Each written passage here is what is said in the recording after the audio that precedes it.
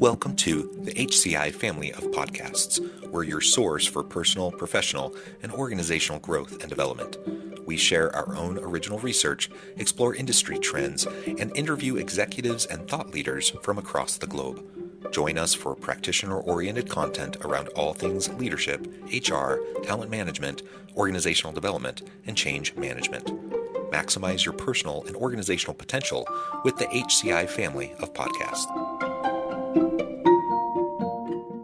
Dr. Saundra Dalton-Smith, welcome to the conversation today. Thanks so much for having me. It is a real pleasure to be with you. You're joining us from Birmingham, Alabama. I'm south of Salt Lake City in Utah.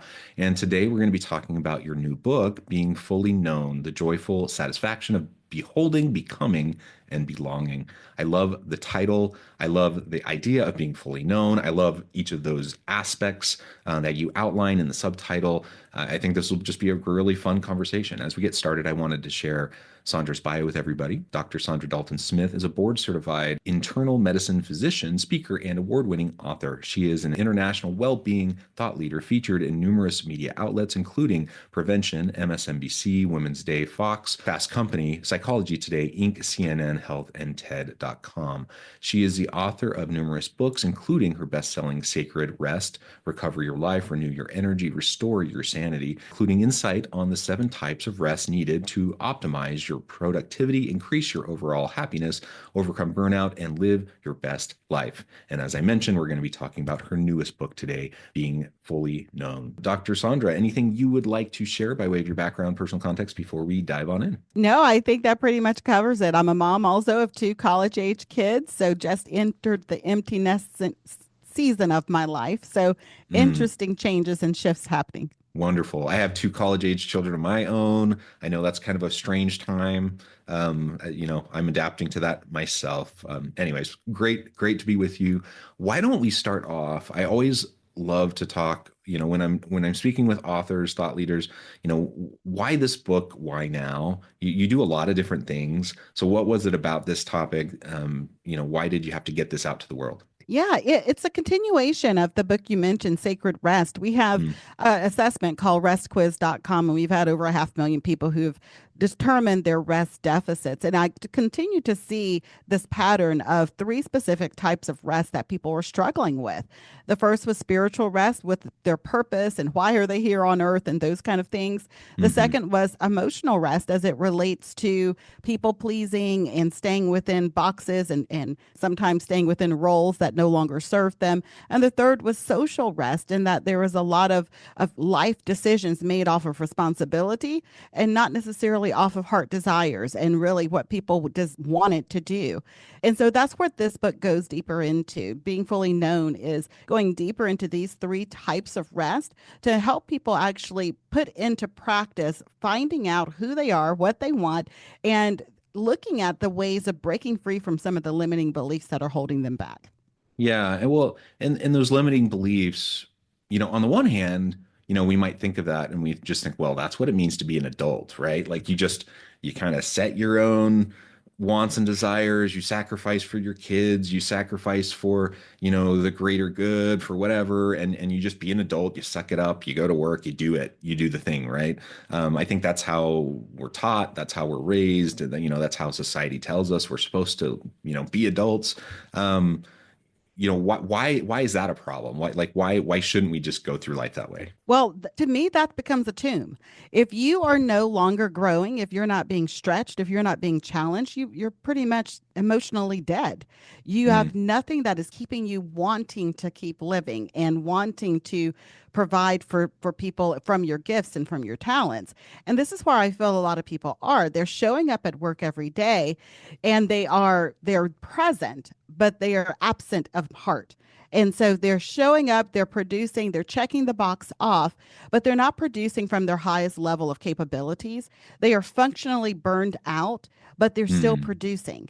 And it gives this lack of joy, which is where the subtitle comes from, this lack of joy and satisfaction, because you know there's more you're capable of, but you're either physically feeling tired or emotionally or mentally feeling drained. And so you're like, I don't have the energy to even do anything else. And some of that energy is actually poured into when we step into a more full knowledge of the things that drive us, that propel us, that give us that energy. Yeah, yeah. And when I think of the burnout piece, a lot of people show up, they check the box, and they do more than just check the box. They still put a lot of effort in, but that effort, regardless of their best intentions, just isn't as much as they could be giving, right? And it's just not their full potential, regardless of the best intentions they may have, because we're just running on empty. We're just depleted. I'm thinking to when I've had times of burnout, and it's emotional burnout, it's physical burnout. You get frustrated, you get cynical, you get like there's just all these different things that impact the way you perform. And I'm one that I have a strong work ethic. I'm never gonna stop working hard, but is the quality or the level of contribution is good, and I can't deny that it probably isn't. And the way I show up and that I be with other people probably isn't as good, just because of the cynicism or the frustration, or those sorts of things, even if my effort is still high and still strong. And so the burnout piece is really important. And so when that joy is gone, when the satisfaction has left you, when you're not feeling fulfilled, and when you're dragging yourself out of bed in the morning, and you're just getting yourself to work, and you're just like, why am I doing this? Why does this even matter? You're not feeling any real connection to what you do anymore. Yes, you can pull yourself up by the bootstraps. You can, whatever analogy you want to use, you can say, I'm adulting, I'm doing the thing, I'm mature, and I'm sucking it up, and I'm sacrificing for whatever. But in the long run, that's not good for the individual. It's not good for the organization. It's really not good for communities or society, because we have all this depleted potential that is untapped, And so if we're really looking at maximizing potential, then the best thing for everybody is to help everybody tap into that potential, right? Yeah, I couldn't agree more. That's actually the work that I primarily do now. We own a workplace well-being consulting agency called Restorasis. And a big part of what we do is work within consulting within organizations, helping them make sustainable employees, because that was my journey. I burned out as a physician. And Mm, from the outside, at the time that I burned out, I was actively publishing book. I was in the news, all the things. I had the fixings of success with a life that did not feel successful. I was mm, exhausted all the time. I had no energy for my family, no energy to build healthy relationships. And in the process of that, someone looking in would say, oh, wow, she's helping so many people.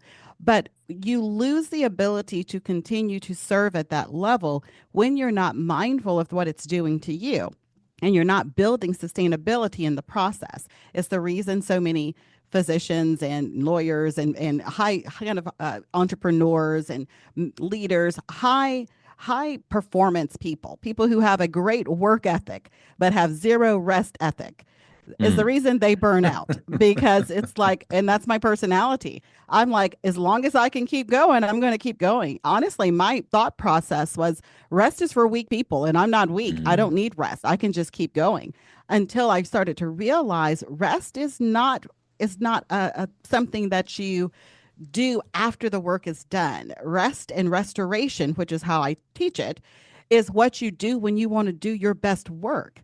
Those seven types of rest: physical, mental, spiritual, emotional, social, sensory, and creative. Those are the things that actually make humans sustainable. It's the reason we have, it's called human resources. mm. Resources have to be poured back into, or else they deplenish. And so it's a whole mindset shift that many leaders have to take. And once they see the benefit that you actually are more productive when you have a system for restoration in place, it changes the game. I love how you phrase that as, rest ethic. I've never thought of it that way. I love the restoration, verbiage. I think all that's important. And we all, we talk about the importance of self-care and, all these sorts of things. And all that resonates with me. I've never thought about it as a rest ethic. I have a strong work ethic. Do I have a rest ethic? And it's just as important. I'm like you. I think I tend, to just overdo it, and I want to help people, and I want to work hard, and I don't think I would go as far as to say I think resting is a sign of weakness, but I definitely, I feel like this pull to, I have a family, and I have like all these responsibilities, and I just know that there's a lot of things I need to be doing or should be doing. My shoulds list is super long, and I just, my self-care list is there, and I try to get to it, but oftentimes that's the thing that gets sacrificed, right? And I need to remember that rest ethic is just as important as the work ethic. That's a powerful framing. Thank you. Yeah, I think for myself, it really didn't dawn on me until I burned out that all of this was needed. And then when I started applying it to my patients, I was in clinical practice for over 20 years before I started doing some of the work life integration piece. I started realizing that most of us, when we get to a place where rest is not the thing we do on vacations or just on the weekend, but rest is actually integrated into our process. We don't look at it as having to carve out time for rest, but we're actually intentionally restoring in specific ways as it relates to our personal rest deficits. You start noticing that it's not as hard as we make it out to be, and it doesn't Mm. require as much time as we make it out to be. We can actually bring in restorative practices and personal energy management in such a way that it becomes part of our routine. Because I fear sometimes that when we say self care, people get these visions of like silent retreats and massage therapy, and you got to block Right. off an hour for, something elaborate. But self care is actually can be integrated within your day in such a way that, honestly, being aware of the body ergonomics of your workstation is self-care. And so there's so many different ways to begin this process. Well, all of that's a really great way to set the foundation for this conversation. And you talked about it at the beginning. This idea of being fully known. You have to really take the time, to understand yourself. Your previous book, Recover Your Life, Renew Your Energy, Restore Your Sanity. This is a carry forward of those ideas. Now we're focusing on being known, building out your life satisfaction, your joyful satisfaction at work and life and family, everything. But you have to do those three things that you outlined: beholding, becoming, belonging. Let's talk about each of those in turn now. Starting with beholding. So what exactly do you mean by beholding? Let's unpack that a little bit. Yeah, beholding is seeing goodness all around you and Mm. actually being cognitively aware of what's happening. I think this new mindset of kind of mindfulness and being present, I think a lot of us, we are, like we talked about, physically there, but not necessarily mindful or present in our day. And we're definitely not looking for the places of joy or pleasure or those experiences within our day. The more we allow ourselves to reflect on this, and for myself, is through a faith based type thought process. So the more I reflect on kind of the goodness of God, so to speak, in people and in the world and in situations, it opens up an opportunity for me to then be able to start recognizing how I can engage with that. And so for someone who doesn't have a faith-based concept, they may see that in causes that they feel drawn to, or they may see spiritual rest in community or in purpose or in ways of showing up and being part of the greater good. And I think the more we can connect to that aspect of it, the deeper it allows us to then be able to see what in our heart is being unmet in those moments. I'll give an example for myself. I love spending time with people, but when you're a doctor, most of the people you're with are sick. So Mhm. they are not in their best mood, right? When they're in the ER or the ICU, they're scared, they're afraid. I started to be able to see the beauty of transparency, because in those moments, people are the most transparent they will ever be. It's an Mhm. opportunity for me to actually have relationship at a level of their vulnerability that takes us deeper into conversations they would not have with other people. And so I think all of us have those type of experiences, those moments where we are given the privilege of something that we're probably overlooking. Mhm. Mhm. Yeah. Connecting more fully in those relationships, being more present with those around us, all of that, I think, is just really powerful. It's a really good reminder, and it doesn't take a lot. That's the thing that I think really resonates with what you were just saying. We can go on retreats, we can do the big things, and sometimes that's how we think about it, but really it can come down to just like the simple little consistent things that we can do every day that are going to make some of the biggest difference. It really is those little things that in the consistency that matters the most. Yeah. How about becoming? What is the becoming piece to you? The becoming is becoming more aware of myself, becoming more aware, asking the questions that open me up, rather than the questions that drive me towards responsibility and only doing what's expected of me. So, for I think too often we box ourselves in based on past experiences, based on what people have are expecting us to do. And so, with the becoming aspect of it, you are asking deeper questions that require you to explore and have an adventure with yourself. Start allowing yourself even to step into places where you may fail or you may not succeed in the way that you think you would, but you're not viewing it as failure. You're viewing it as an opportunity to learn about yourself, an opportunity to see what the possibilities are. I think whenever we resist because we believe we can't do something well, we're Hmm. actually resisting learning. And we're a little bit prideful because we don't want to fail, so we're not even going to try. But I find that people who are the most successful are willing to take those steps, and they don't see that step as a failure if it doesn't work out the way they expected. They celebrate that they gave themselves the opportunity. They Hmm. celebrate their yes to the adventure. And I think that's a mindset shift that a lot of people have to battle with, is that can I do something even if I don't think I can do it well? Can I take a chance on me just to explore what's possible and to become more aware of what's inside of me? Yes, yes. That awareness of what's inside of you, so important. The willingness to try um, towards continuous development is scary because it's vulnerability, right? Because anytime we're stretching, anytime we're trying new things, it's not always going to work out.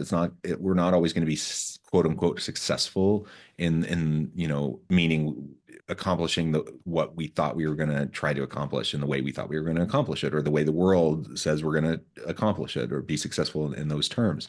But you're absolutely right. When we think about lifelong learning, when we think about continual development, and we think about the arc of our growth, and we frame it that way, trying something and having it not work out isn't a big deal, right? It's just it's a failed experiment that leads to learnings that help us to be more successful in the next experiment. It's the old adage. I learned 1,000 ways to not build a light bulb. Every failed experiment leads to the next successful experiment.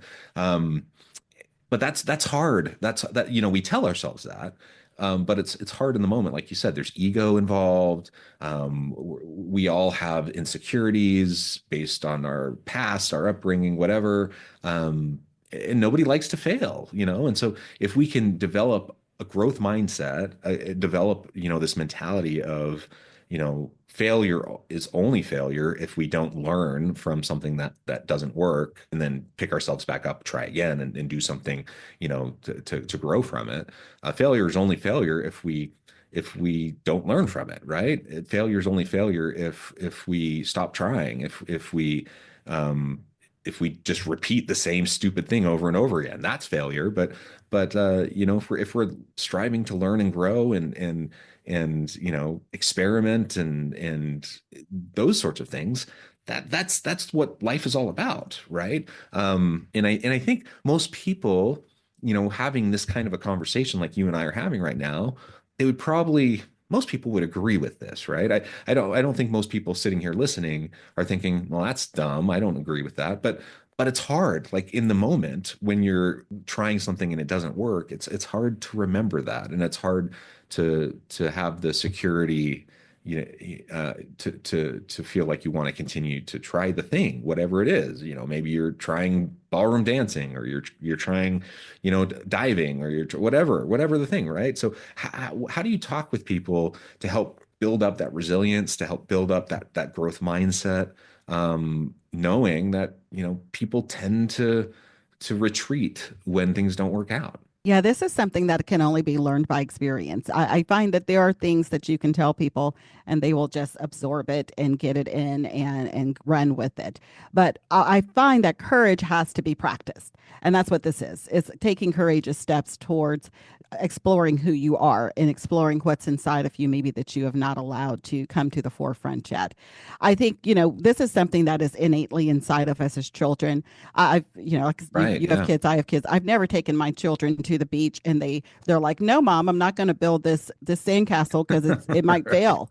You know, they're like, we're going to build it. We know it, you know, by the next morning it's going to get washed away, like literally not going to be there anymore.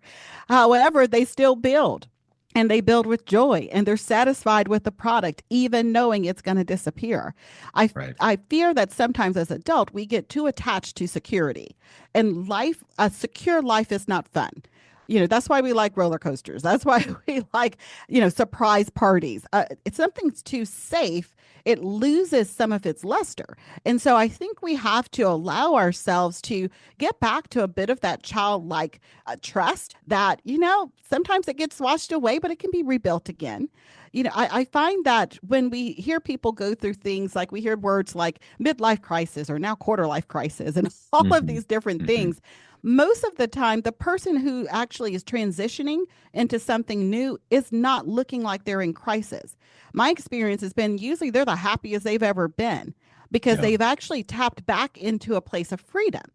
And it's that freedom in life that I fear is leading to a bit of the burnout. That's kind of the synopsis between the two books.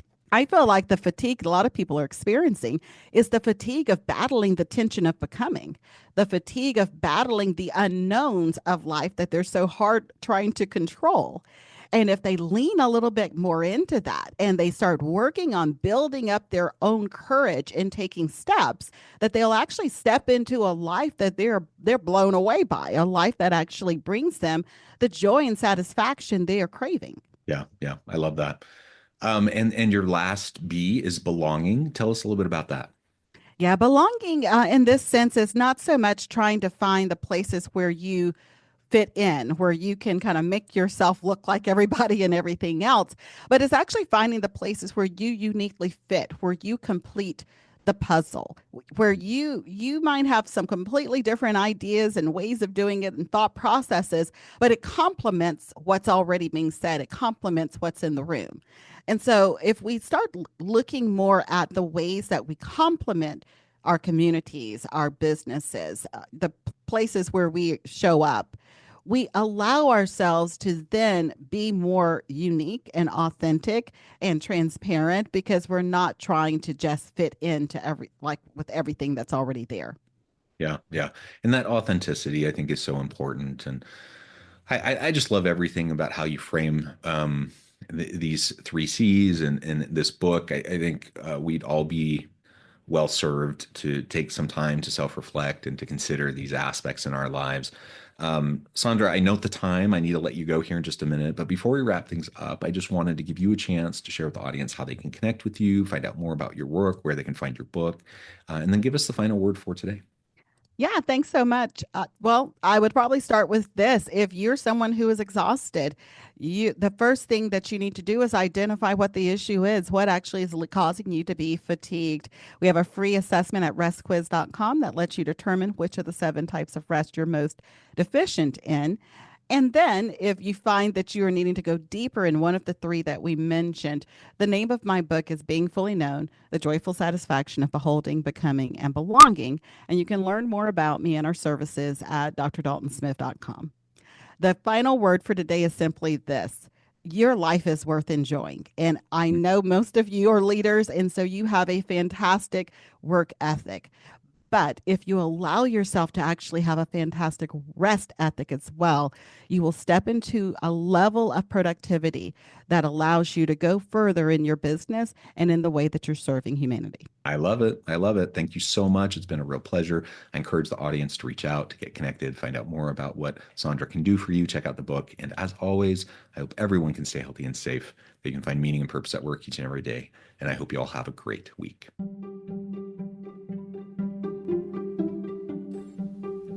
Thanks for joining us for this episode of the podcast.